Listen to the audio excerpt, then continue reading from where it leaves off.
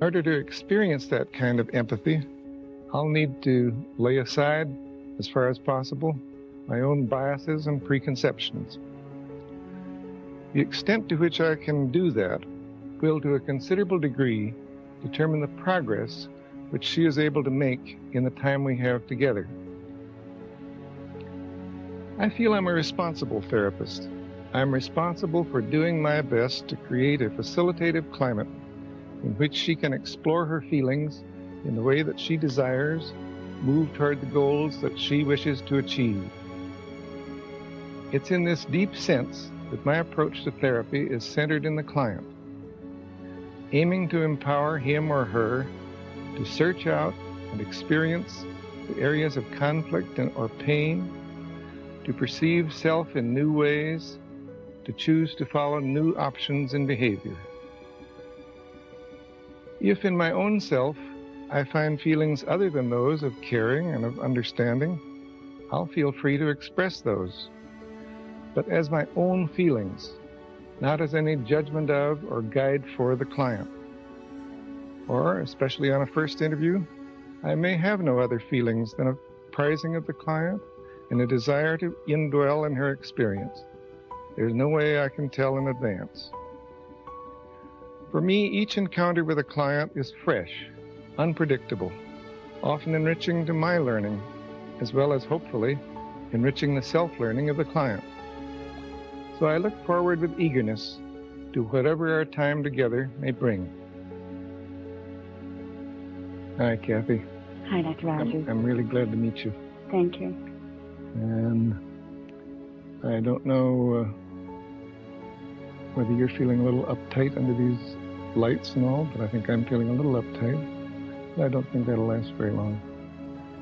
And I have, not having met you before, I don't have any idea what sort of concerns or issues you might want to bring up, but I'd be glad to hear whatever you want to say. Welcome to MFriend. I don't have any idea what concerns or issues you might want to bring up, whether they are your worries, anger, or sadness, but I'd be glad to hear whatever you want to say. I'm here to listen quietly to you whenever you're ready. I'm not quite sure where to begin, but some of my concerns are I have become very much aware since my husband was killed last December. My own feelings of aloneness. And I don't think it's directly related to his death, because we had been separated for about 4 years before he was killed. And I became aware that after he died especially, that he was really very important in my life. I was kind of using him as a shield against going out and having other relationships. And now he's gone and I can't use that anymore. And I feel very, very frightened of new male relationships. But in some way, his death really made you more aware of the fear you have of new relationships, especially with men. It sounds like you're experiencing a complex mix of emotions, a deep sense of loneliness, coupled with the realization that your late husband, even after separation, played a significant role in your life, and now a fear of venturing into new relationships. It must feel overwhelming to navigate all of this at once. Right, definitely. Definitely. I didn't have that to hide behind anymore. And I had a tremendous feeling of loss when he died, because I did care for him. But in going out with other men lately, I just have this feeling of, it's very strange, and I'm very uncomfortable. So that's, the feeling you have is something more than just the loss of him. It's a different feeling of feeling uneasy or scared.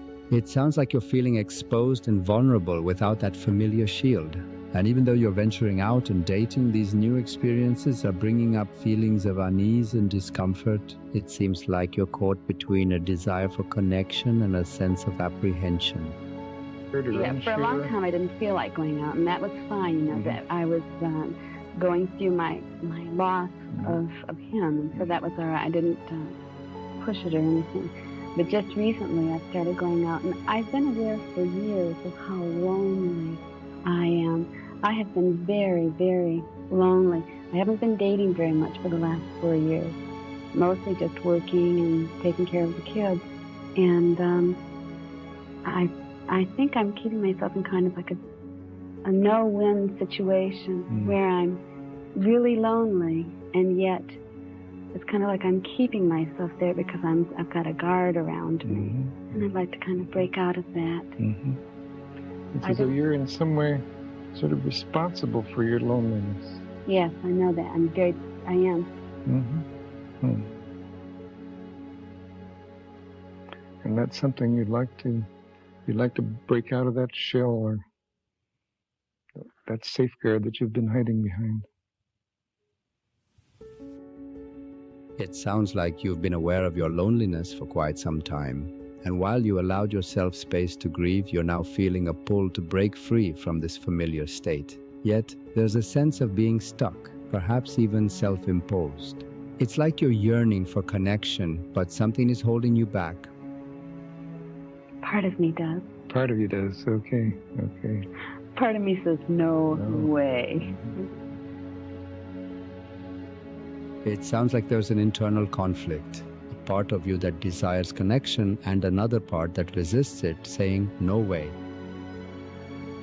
So it really is a very ambivalent, two-way thing. I suspect it's been pretty comfortable behind that safeguard. It's more of a risk if you break out. Is that part of it? So there's a conflict within you, a part that recognizes the need to protect yourself and another part that strongly resists it. It sounds like you're caught between these opposing forces. I can almost, I'm going to say I can almost go back to the point where I really built up that safeguard in me when my marriage was going bad over 5 years ago. And I could feel myself, and I know I did. I withdrew, and I've been withdrawn ever since.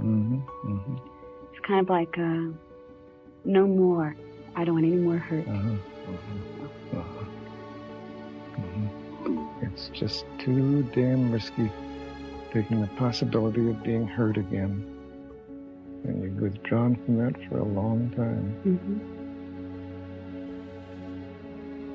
It sounds like you can almost pinpoint the moment when you started building this safeguard. A moment when your marriage was faltering and you consciously withdrew to protect yourself from further hurt. And that withdrawal has persisted ever since.